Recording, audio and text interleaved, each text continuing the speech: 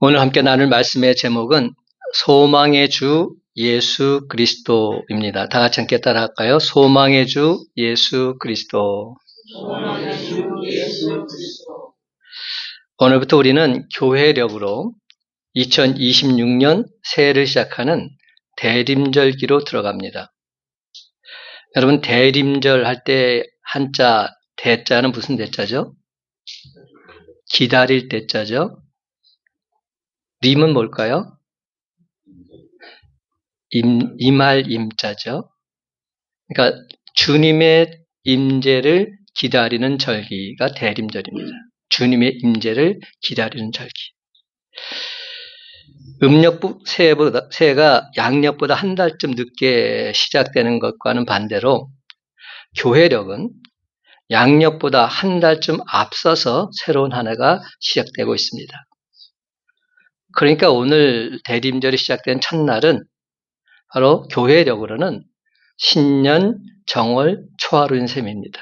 오늘부터 기독교에서는 2026년이 시작된다. 그렇게 생각할 수 있습니다. 오늘부터 2026년이 시작되는 첫날인 것이죠. 이 대림절기는 이번 주부터 시작해서 성탄절이 있는 직전 주일까지 4주 동안 계속됩니다.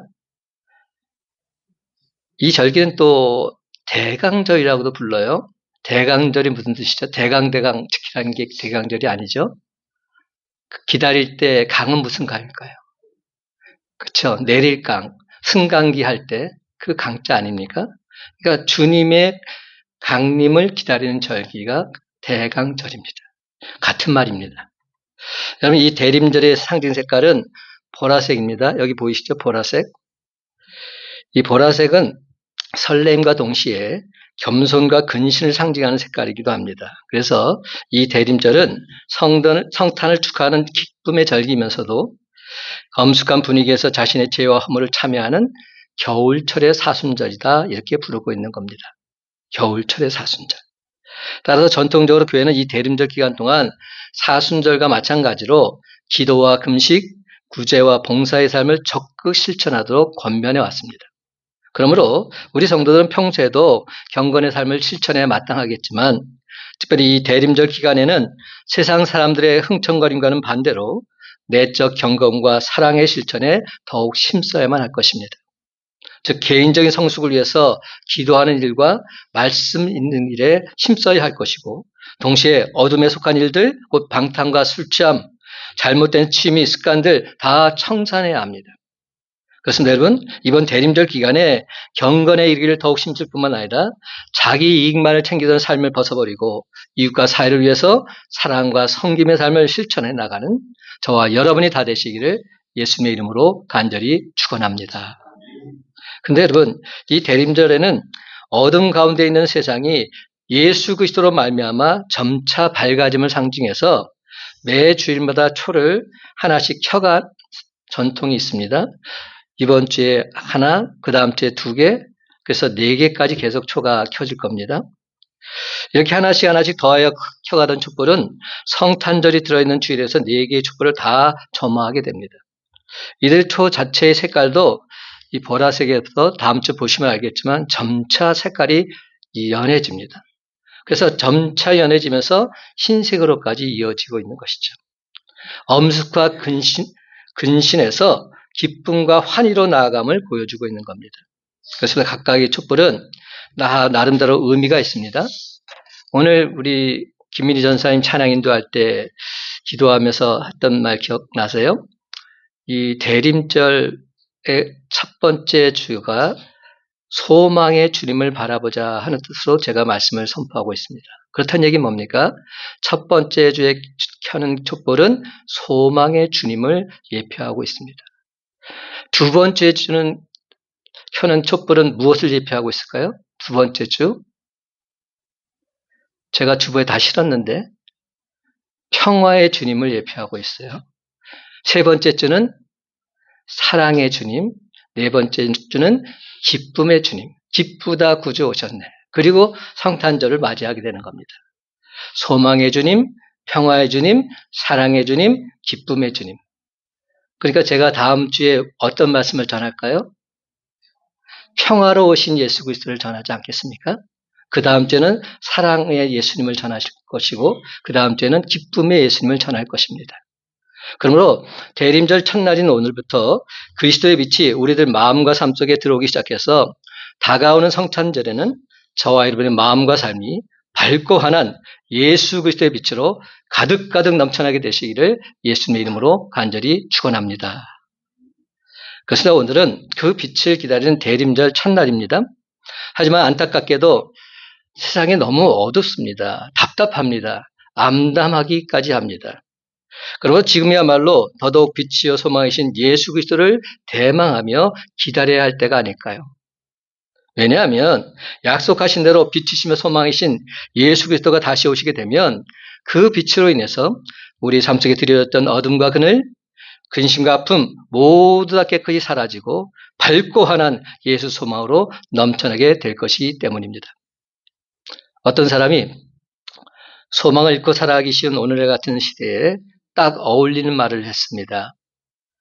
이런 말을 했어요. 사람이 재물을 잃는 것은 큰 손실이다.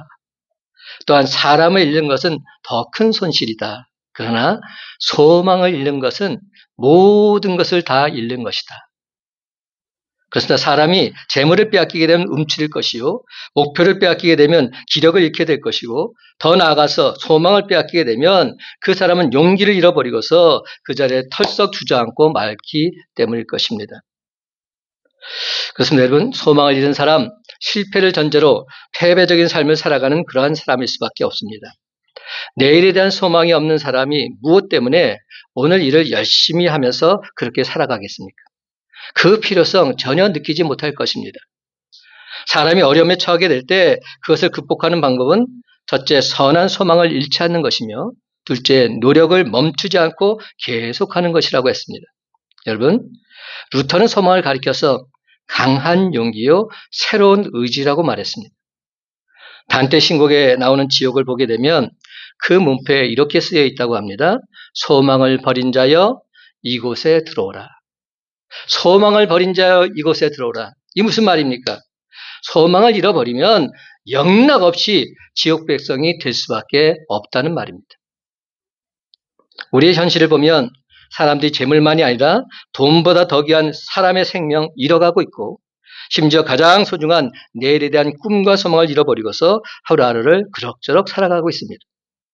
이 같은 현실에서 과연 교회는 사람들에게 무엇을 해주어야 하며 또 무엇을 해줄 수 있을까요? 세상에서 내일에 대한 소망 없이 살아가고 있는 사람들이 교회에 나오게 될 때 그 사람들은 교회에 대해서 과연 무엇을 기대하면서 나오게 될까요? 많은 사람들이 교회가 하나님의 집이다, 하나님의 전이다 이렇게 말합니다. 베델이라 말합니다.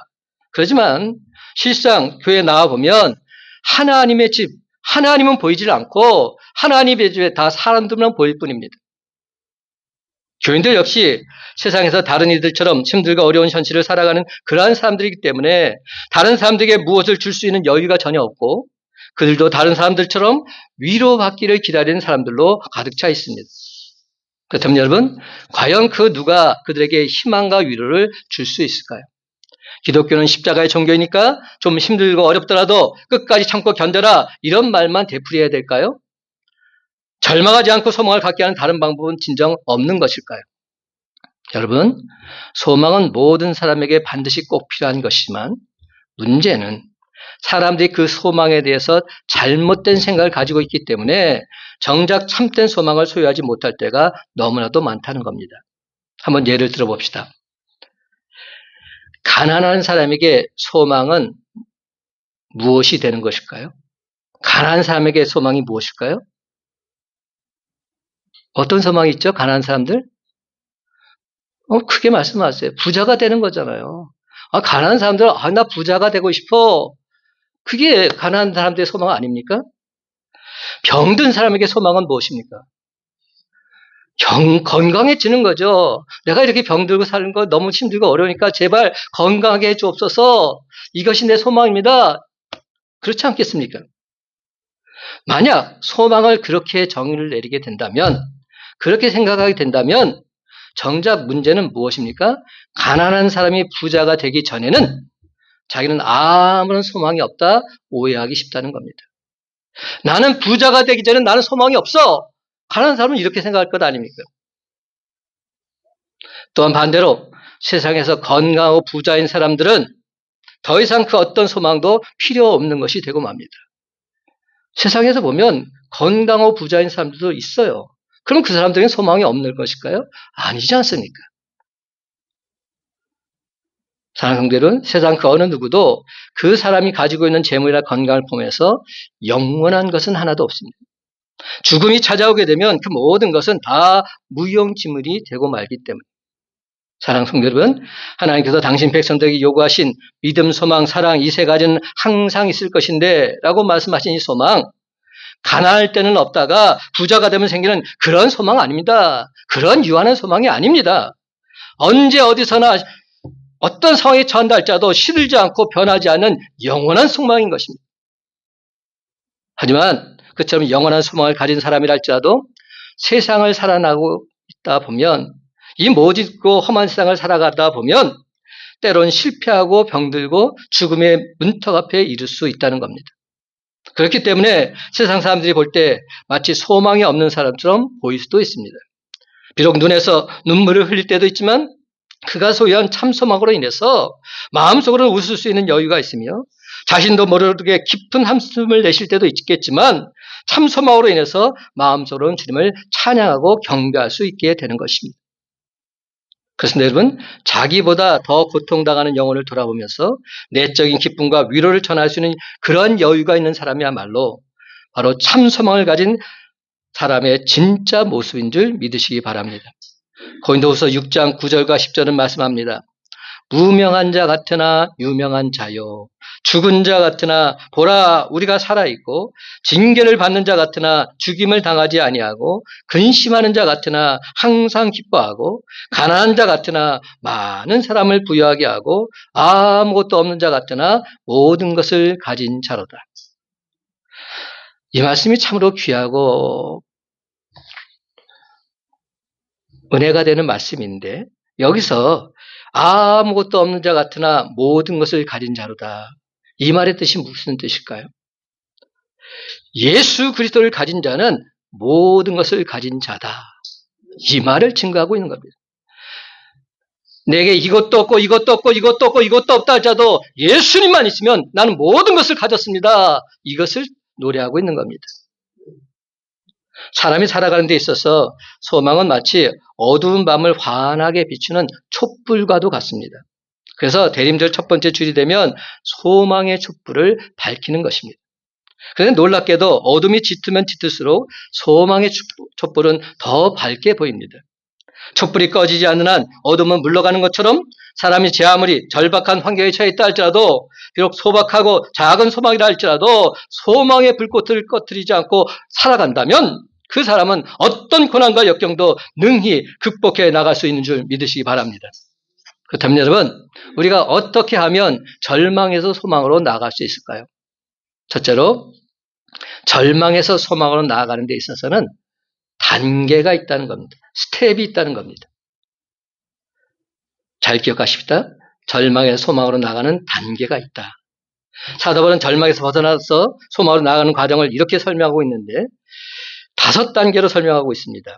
18절 말씀 다 같이 한 목소리 읽어봅시다. 그런즉, 시작. 그런즉 한 범죄로 많은 사람이 정죄에 이른 것 같이 한 의로운 행위로 말미암아 많은 사람이 의롭다 하심을 받아 생명에 이르렀느니라. 아멘.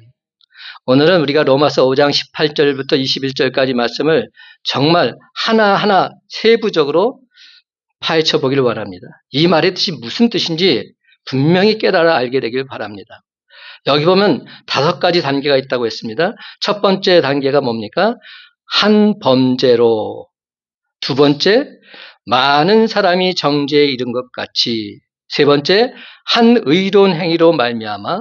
네 번째, 많은 사람이 의롭다 하심을 받아. 마지막 5번째, 생명에 이르렀느니라. 이것이 5가지 단계입니다. 한 사람 아담이 죄를 범했습니다. 그 결과 모든 인류가 죽게 되었습니다. 그러나 거기서 멈추지 않고 예수 그리스도의 의의 행동이 나타났습니다. 그래서 그를 나의 구주로 믿는 모든 사람들이 의롭다 하심을 받게 된 것입니다. 그러므로 이제 우리는 더 이상 사망을 두려워할 필요가 없습니다. 왜 그렇습니까? 우리에게 영원한 생명, 영생이 주어졌기 때문입니다. 사도 바울이 오늘 본문에서 우리에게 말하는 의도가 무엇이겠습니까? 아담으로 말미암아 우리가 과거에는 죄인이었지만 이제는 예수 그리스도로 말미암아 우리 모두가 다 의인이 되었다는 겁니다. 또 아담의 범죄로 말미암아 우리가 과거에는 다 죽었지만 이제는 예수 그리스도의 한 의로운 행위로 말미암아 우리에게 영원한 생명이 주어졌다는 겁니다. 그러니까 이제 우리가 더 이상 절망할 필요가 없습니다. 우리에게는 참 소망이 있기 때문입니다. 똑같은 내용을 사도 바울은 19절에서 조금 달리 설명하고 있습니다. 19절 말씀도 함께 읽어봅시다. 한 사람이 시작. 한 사람이 순종하지 아니함으로 많은 사람이 죄인 된 것 같이 한 사람이 순종하심으로 많은 사람이 의인이 되리라. 아멘. 아담의 불순종으로 말미암아 우리가 과거에는 다 죄인이었습니다. 그러나 이제는 예수 그리스도의 순종하심으로 말미암아 우리가 다 의인이 된 겁니다. 그리고 이제 우리에게 소망이 있습니다. 그런데 여러분, 여기서 우리가 확실히 하고 넘어가야 할 것이 있습니다. 오늘 본문을 통해서 우리는 범죄의 본질과 의의 본질 분명히 알 수 있기 때문입니다. 범죄의 본질이 무엇이고 의의 본질이 무엇인가? 먼저 아담의 범죄의 본질은 무엇입니까? 오늘 말씀 19절에서 뭐라고 말합니까? 아담의 불순종으로 말미암아 이렇게 되어 있습니다. 아담의 불순종으로 말미암아. 결국 아담 범죄의 본질은 불순종에 있다는 겁니다. 불순종. 반면에 예수 그리스도의 의의 본질은 무엇입니까? 예수 그리스도의 순종하심으로 말미암아, 즉 예수 그리스도의 순종이다 말씀하고 있습니다. 불순종과 순종. 아담과 하와는 먹지 말라는 선악과를 따먹음으로 하나님 말씀에 불순종하고 만 것입니다. 그 결과 어떻게 되었습니까? 죄가 비로소 세상에 들어와서 그로 인해서 모든 인류에게 사망이 임하게 된 것입니다. 하나님 말씀에 불순종한 결과 엄청난 비극과 파멸이 인간 세상에 초래되고 만 것입니다. 하지만 예수님의 삶은 한마디로 말해서 순종 그 자체였습니다. 빌립보서 2장 6절에서 8절 말씀을 보게 되면 사도 바울은 예수님에 대해서 이렇게 묘사하고 있습니다. 그는 근본 하나님의 본체시나 하나님과 동등됨을 취할 것을 여기지 아니하시고 오히려 자기를 비워 종의 형체를 가지사 사람들과 같이 되셨고 사람의 모양으로 나타나사 자기를 낮추시고 죽기까지 복종하셨으니 곧 십자가에 죽으심이라. 그는 근본 하나님의 본체시나. 예수님의 본체가 누구라고요? 하나님이시라는 겁니다. 예수님의 본체는 하나님이십니다. 근데 그런 하나님이신 예수님께서 자기를 낮추사 우리와 똑같은 인간의 모양으로 이 세상에 오신 것입니다. 어디 그뿐입니까? 종처럼 우리를 섬겨주셨습니다. 하나님의 뜻에 순종하시기 위해서 죄가 없으심에도 불구하고 십자가를 지시고 죽기까지 우리를 사랑해 주셨던 겁니다. 그러므로 예수 그리스도를 믿고 따르는 우리들은 하나님의 창조 질서에 절대적으로 순종해야 할 책임과 의무가 있는 것입니다. 아담처럼 창조 질서에 불순종하다가는 엄청난 비극을 맞게 될 것이기에 하나님 말씀에 불순종했다가 무너져 내린 바벨탑 사건이 바로 우리의 모습이 될 것이기에 우리는 하나님 말씀에 끝까지 순종해야 하는 것입니다. 그러므로 사랑하는 성도 여러분, 오늘 시간 예수님처럼 하나님 말씀에 온전히 순종하는 삶을 살게하느라 다시금 결단하며 나아가는 저와 여러분이 다 되시기를 예수님의 이름으로 간절히 축원합니다. 두 번째로, 첫 번째는 절망에서 소망으로 나아갈 때는 단계가 있다 말씀드렸습니다. 두 번째는 절망에서 소망으로 나아갈 때는 연결된 징검다리가 있다는 겁니다. 징검다리가 있다. 사도 바울은 20절에서 절망과 소망하는 데 있어서 연결된 하나의 징검다리에 대해서 설명을 해주고 있습니다. 이렇게 한번 설명해 볼까요? 여기에 지금 아담이 있어요. 그리고 또 여기에 예수 그리스도께서 계십니다. 근데 아담과 예수 그리스도 사이에 하나님께서 우리에게 주신 것이 있다는 겁니다. 절망에서 소망으로 나아갈 때 연결된 징검다리가 있다는 겁니다. 그것이 무엇입니까? 오늘 성경 말합니다. 율법이다. 이렇게 말씀합니다. 율법이 징검다리다. 그렇다면 왜 하나님께서 아담과 예수 그리스도 사이에 율법을 주셨을까요? 율법이 하는 일은 도대체 무엇일까요? 20절 말씀 다 같이 함께 읽어봅시다. 율법이 시작. 율법이 들어온 것은 범죄를 더하게 하려 함이라. 그러나 죄가 더한 곳에 은혜가 더욱 넘쳤나니. 아멘. 저는 오늘 로마서 5장 18절에서 21절 중에서 바로 20절 말씀이 가장 중요하다고 생각합니다. 바로 어떤 부분? 이 부분. 죄가 더한 곳에 은혜가 더욱 넘쳤나니. 여러분, 아담과 예수 그리스도 사이에 율법을 주신 것은 범죄를 더하게 하려 한다고 했습니다. 이 무슨 뜻입니까? 하나님께서 우리로 하여금 죄를 깨닫게 하시기 위함이다 하는 겁니다. 율법을 주신 것은 죄를 깨닫게 하시려고. 율법이 주어지기 전에는 우리가 죄를 지으면서도 이게 죄인 줄 몰랐습니다. 그러나 율법이 주어지고 난 뒤에는 비로소 내가 하나님 앞에서 얼마나 큰 죄인인지 깨닫게 되었다는 겁니다. 그러니까 내 죄의 심각성을 더더욱 깨닫게 하기 위해서 하나님께서 율법을 허락해 주신 겁니다. 그래서 죄를 온전히 깨달아야 하나님의 은혜가 필요하다는 사실을 우리는 분명히 알 수 있습니다. 우리가 예수 그리스도를 나의 구주로 고백한 다음에 통해 자박하는 순간을 갖게 되죠. 그때 어떤 기분을 느낍니까? 아, 나는 진짜 죄인이구나.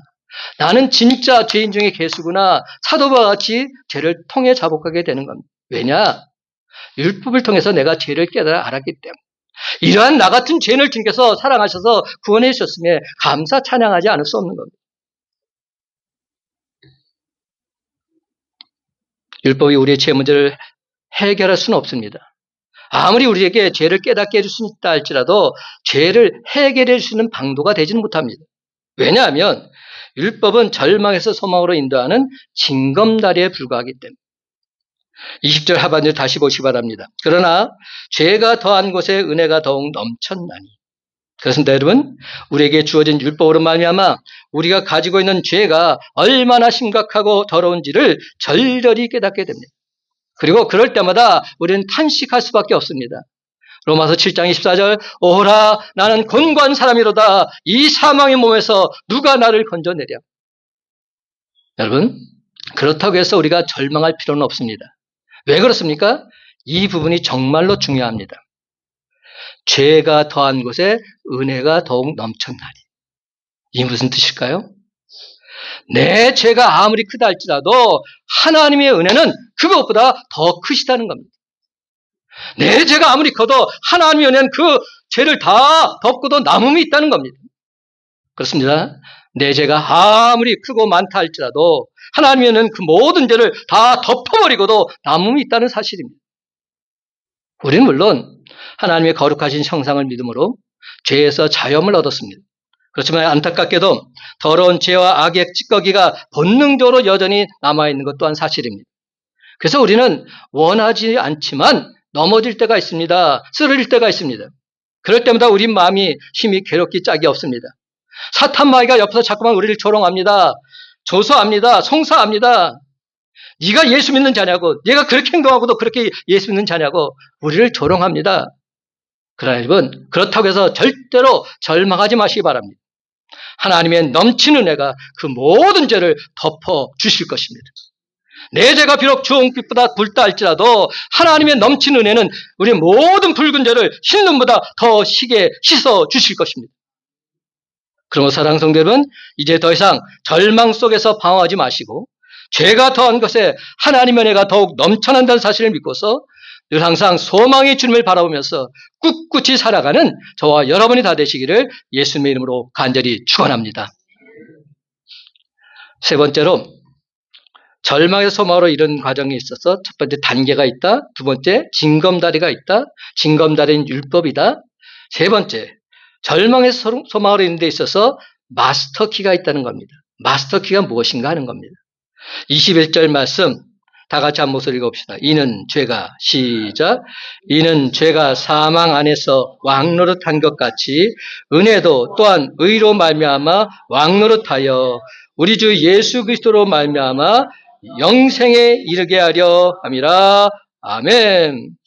여러분, 과거에는 죄가 사망 안에서 왕노릇했습니다. 우리가 죄 문제를 해결하기 이전에, 다시 말해서 믿음으로 의롭다 하심을 받기 이전에 그때는 죄가 우리를 완벽히 지배했습니다. 우리는 죄의 지배 아래 온전히 놓여 있었습니다. 그런데 이 죄가 무슨 권세를 휘두른가 하면서 우리에 군림하고 있습니까? 오늘 본문을 보면 죄가 사망 안에서 왕노릇한 것 같이라고 말합니다. 죄가 사망 안에서. 죄의 삭은 무엇입니까? 사망입니다. 사망이라는 권세를 휘두르면서 우리를 괴롭혔습니다. 그러나 이제는 다릅니다. 우리는 더 이상 죄 안에 살지 않습니다. 절망 안에 살지 않습니다. 다시 말씀드립니다. 죄가 더한 곳에 무엇이 더욱 넘쳤다고 말씀합니까? 은혜가 더욱 넘쳤나니. 그렇습니다. 우리는 지금 하나님의 은혜 안에 살고 있습니다. 하나님의 은혜가 아니고서는 우리가 살아갈 수 없습니다. 예수님께서 나 같은 죄인을 버리지 않고 구원해 주시면서 내가 내 죄를 다 사했노라. 이제 너는 죄 없는 자다 말씀해 주십니다. 이는 한마디로 말해서 전적인 하나님의 은혜를 나타내 주고 있는 겁니다. 찬송가 310장은 노래합니다. 아, 하나님의 은혜로 이 쓸데없는 자 왜 구속하여 주는지 난 알 수 없도다. 그렇습니다, 여러분. 우리는 하나님의 은혜를 생각만 해도 가슴이 너무나도 감격스러워서 기쁨의 눈물을 흘리지 않을 수 없습니다. 왜 그렇습니까?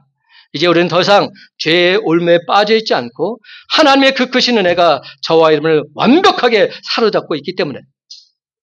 근데 하나님의 은혜는 무엇과 더불어 역사한다고 성경은 말하고 있습니까? 21절 보면 은혜도 또한 의로 말미암아 왕노릇하여. 의로 말미암아. 여러분 혼자 역사하는 것이 아닙니다. 의로 말미암아 역사한다고 했습니다. 의와 더불어서 역사하는 겁니다. 그래서 죄가 더한 곳에 하나님의 은혜가 더더욱 넘쳐 흐른다고 하십니다. 사랑하는 성도 여러분, 비록 내 죄가 아무리 크다 할지라도 하나님의 은혜는 그보다 더욱 크다는 사실 결단코 잊지 마시기 바랍니다. 그래서 우리의 모든 죄를 예수 그리스도의 십자가 보혈로 깨끗이 씻어주시고 덮어주시는 겁니다. 어디 그뿐입니까? 21절 보면 우리에게 주어진 분명한 마스터키가 있습니다. 우리 주 예수 그리스도로 말미암아 영생에 이르게 하려 합니다. 예수 그리스도가 우리의 마스터키이십니다. 예수 그리스도로 말미암아 영생에 이른다 분명히 말씀하십니다. 제가 정말 힘들고 어려울 때 어떤 목사님께서 이런 이야기를 들려주셨는데 저는 너무나도 많은 위로를 받았던 기억이 있습니다. 그 목사님께서 어느 날 길을 가시다가 보는데 포크레인이 그 건물을 부수고 있었던 겁니다. 근데 자기가 보기에는 아직 건물이 멀쩡합니다. 지금 부술 상황이 아닌데 여전히 사람이 잘 살 수 있는 그런 건물인데 근데 참으로 막 부수는 것 같아서 아깝다 이렇게 느껴졌습니다. 그 순간 목사님 마음 가운데 이런 생각이 강하게 들더라 말씀해 주시더라고요. 주인이 멀쩡한 건물을 부술 때에는 그곳에 이전 것보다 더 좋은 건물을 짓기 위해서일 텐데 그렇구나. 하나님께서 내게 어려움을 주시고 내가 세운 것을 부술 때에는 이전 것보다 더 좋은 것을 주시기 위해서로구나. 그래서 제게 이런 말씀을 해주셨습니다. 지금 하나님께서 너를 부수고 있는 중이야. 근데 하나님이 너를 부수는 이유는 너를 완전히 망가뜨리려고 그래서 부수는 게 아니라 너를 부수고 이전보다 더 나은 새 사람으로 만들기 위해서야. 그래서 너를 부수고 있는 거야. 하나님은 그동안 내가 쌓았던 모든 것을 부수고 나를 새롭게 만들어 주셨던 겁니다. 그렇습니다. 지금까지 나를 철저하게 연단시켜 주심으로 하나님 말씀을 태어난 주의 종으로 나를 든든히 세워 주신 줄로 믿습니다. 하나님 사랑의 최종 목표는 우리 영혼을 구원하는 데 있습니다. 영혼 구원. 때로는 육신의 어려움이 있고 아픔이 있다 할지라도 하나님 우리 영혼을 구원하기 위한 당신의 계획 차근차근 진행시켜 나가고 계십니다. 그 과정 가운데 하나님께서 우리에게 하시는 일이 바로 절망을 주는 것이 포함되어 있습니다. 내 자신을 무너뜨리는 겁니다. 왜 하나님께서는 사람에게 절망을 주고 그 사람을 무너뜨리실까요? 그것은 마치 건물 주인이 건물을 부수고 새 건물을 짓는 것과 똑같습니다. 예전보다 훨씬 더 좋은 건물을 짓기 위해서입니다. 내가 쌓은 것을 다 무너뜨리고 이제는 영원토록 결단코 무너지지 않고 굳건하게 세워질 처소를 나에게 주시기 위함인 줄 믿으시기 바랍니다. 요한복음 3장 16절과 17절을 말합니다. 하나님이 세상을 이처럼 사랑하사 독생자를 주셨으니 이는 그를 믿는 자마다 멸망하지 않고 영생을 얻게 하려 하십니다. 하나님이 그 아들을 세상에 보내신 것은 세상을 심판하려 하심이 아니요 그로 말미암아 세상의 구원을 받게 하려 하십니다. 하나님께서 나 같은 죄인을 이처럼 사랑하셔서 구원해 주신 것은 멸망하지 않고 영생을 얻도록 하시기 위함이다 말씀합니다. 나를 심판하는 것이 아니라 나를 심판해서 구원해 주시기 위함이다 말씀하고 있습니다. 이것이 진리인 겁니다. 그래서 여러분, 예수 그리스도가 마스터 길인데 예수를 나의 구주로 믿는 우리에게는 이미 저 천국이 예비되어 있는 줄로 믿습니다. 그 누구도 빼앗을 수 없는 영원한 생명의 처소가 우리 모두에게 이미 확정되어 있는 줄로 믿습니다. 죄는 사망 안에서 왕노릇한다고 했습니다. 그러나 이제는 더 이상 사망이 우리를 지배하지 못합니다. 왜 그렇습니까? 우리는 예수 그리스도로 말미암아 죄와 사망에서 벗어나 영원한 생명에 이르게 될 것이기 때문에. 그렇습니다. 예수 그리스도로 말미암아 우리는 이미 절망에서 소망으로 다 옮겨진 자들입니다. 따라서 이제 우리는 사망을 향해서 담대하게 호통칠 수 있습니다. 고린도서 15장 55절과 57절 말씀. 사망아 너의 승리가 어디 있느냐? 사망아 내가 쏘는 것이 어디 있느냐? 우리 주 예수 그리스도로 말미암아 우리에게 승리를 주시는 하나님께 감사하노라. 아멘입니다. 여러분, 지금 우리가 사망의 음침한 골짜기에 있다 할지라도 해받을 것 결단코 두려워하지 마시기 바랍니다. 우리 주님이 나와 함께 하실 텐데 우리는 승리할 수밖에 없습니다. 우리에게는 영원한 생명, 즉 영생이 보장되어 있습니다. 그래서 우리에겐 이미 영원한 하늘나라가 예비되어 있는 줄 믿으시기 바랍니다. 그래서 장차 빛과 사랑이 넘치는 저 천국에서 우리 주님 품에 안겨서 세세 무궁토로 왕노릇하게 될 줄로 믿습니다. 찬송가 488장은 이렇게 노래합니다. 이 몸의 소망 구원가 우리 주 예수뿐일세. 우리 주 예수 밖에는 미들이 아주 없도다.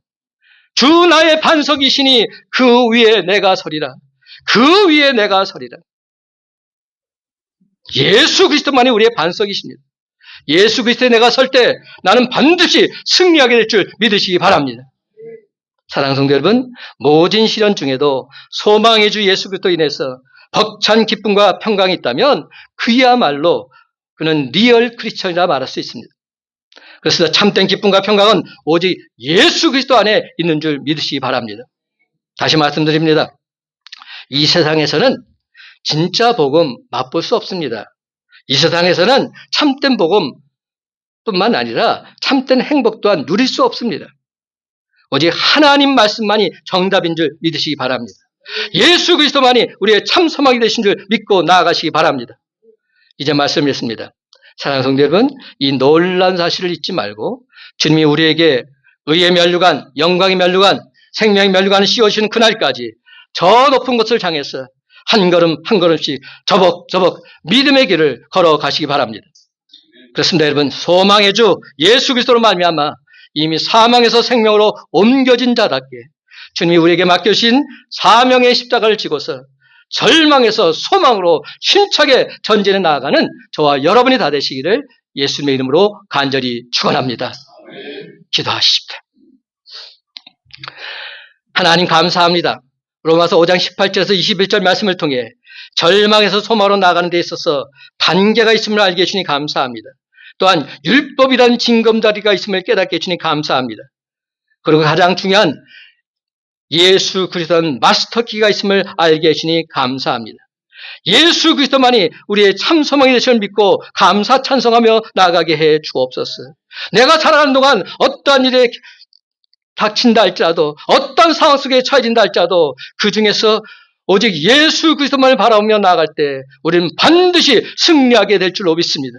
예수님께서 사망 곳에 계시고 죽었다 부활하셔서 부활의 첫 열매가 되신 것처럼 우리도 사망 곳에 이고 부활의 기쁨과 감격을 맛보게 될 줄 믿사오니 주여 우리를 통해 주의 영광 나타내 주시옵소서.